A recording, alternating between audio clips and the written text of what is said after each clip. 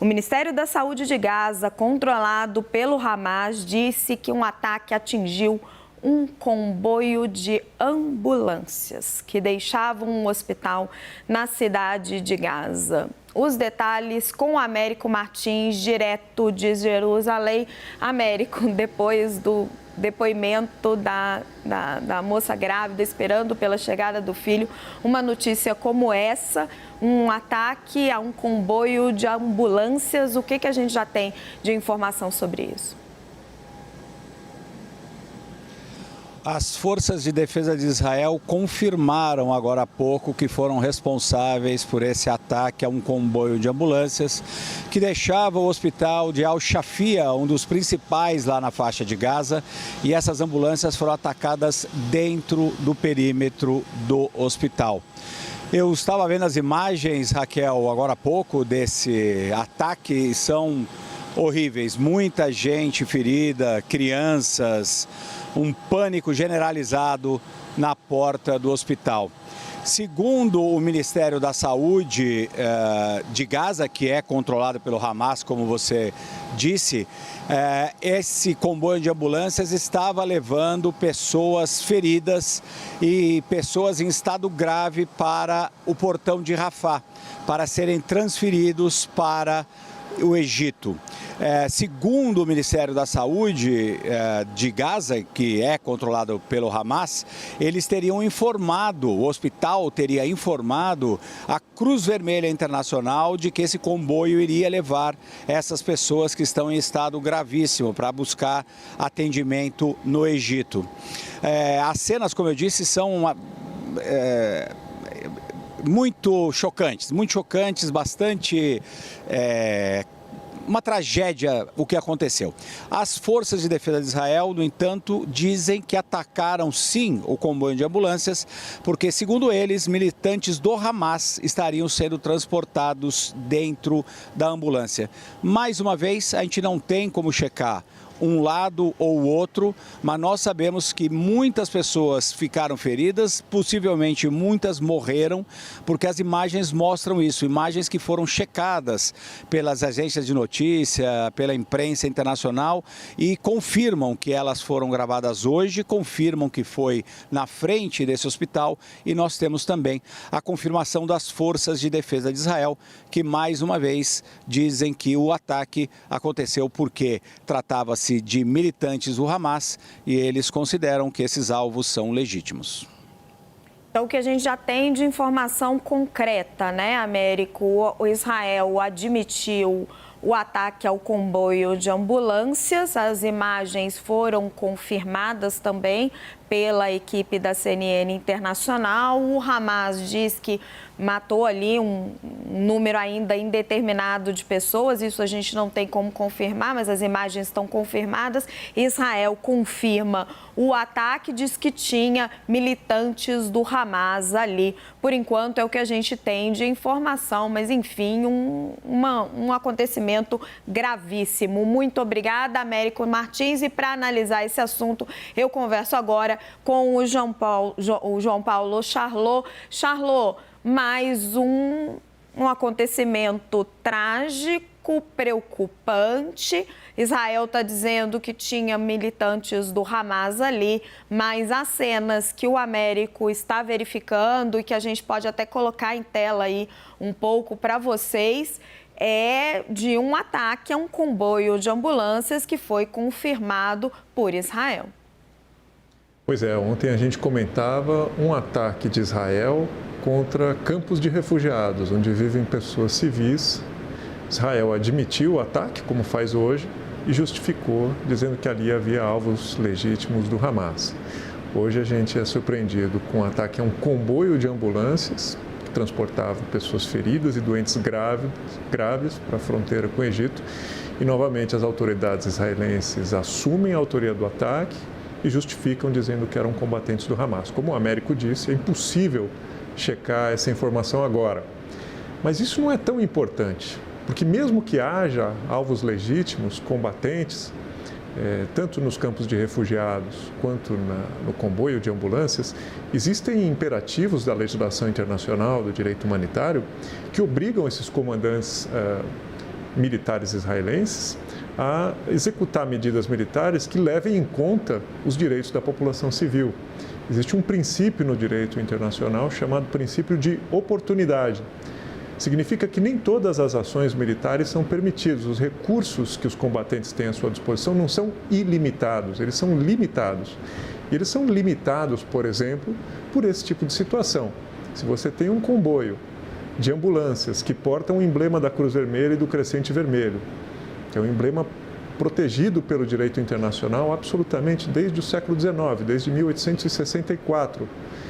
A lei que protege os serviços de saúde, os chamados serviços sanitários, que inclui ambulâncias e pessoal médico, é um dos tratados, é o primeiro tratado da guerra, o mais antigo e é o mais aceito no mundo pelo maior número de países, é um tratado de aceitação universal.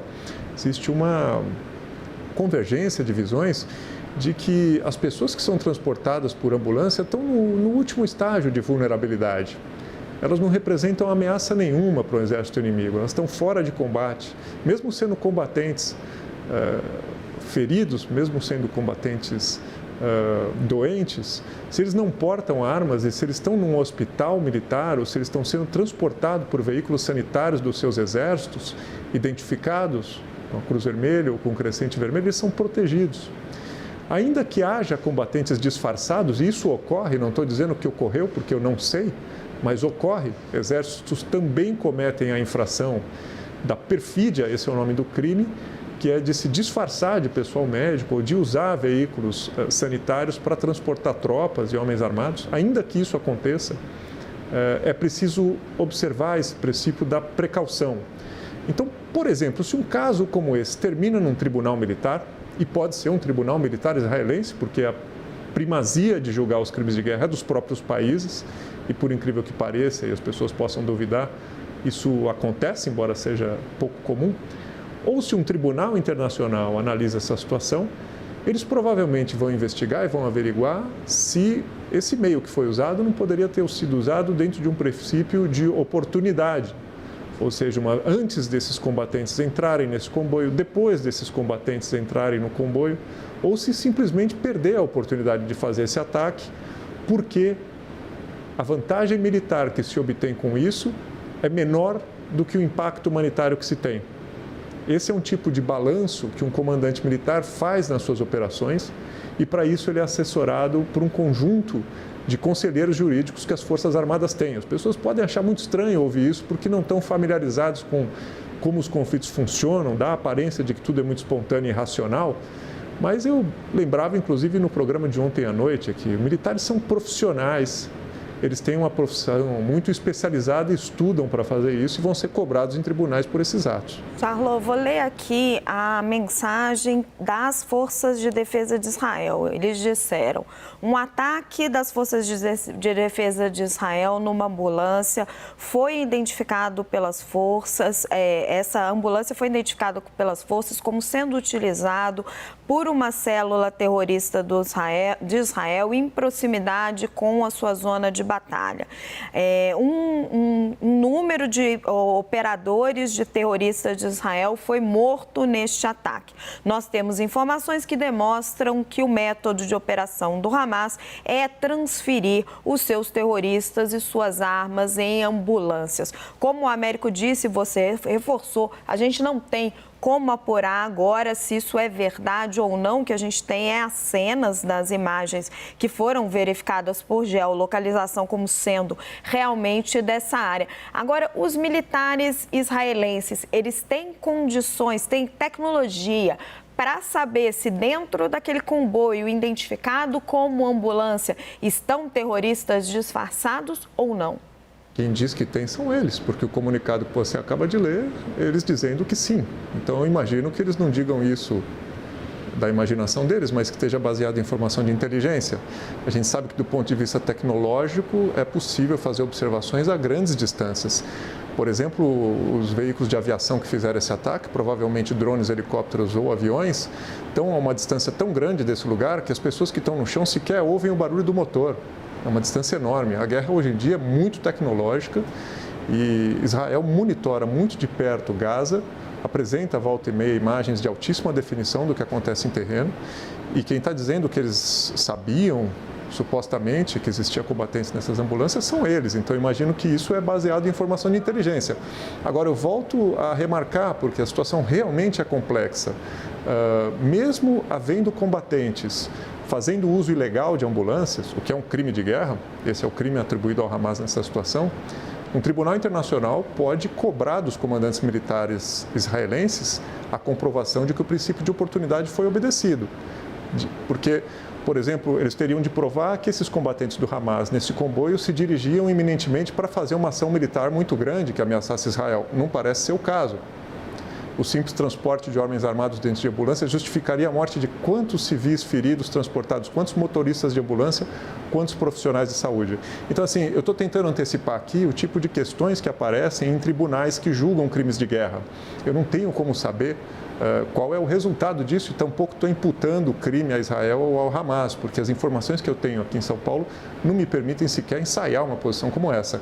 Mas estou tentando mostrar para o telespectador como funciona a guerra do ponto de vista do planejamento das operações militares, que são planejadas, são assessoradas, são decididas em altíssimo nível, e também como funcionam as instâncias de responsabilização. Provavelmente são essas questões que vão ser levantadas se um dia isso for analisado realmente por um tribunal israelense ou internacional.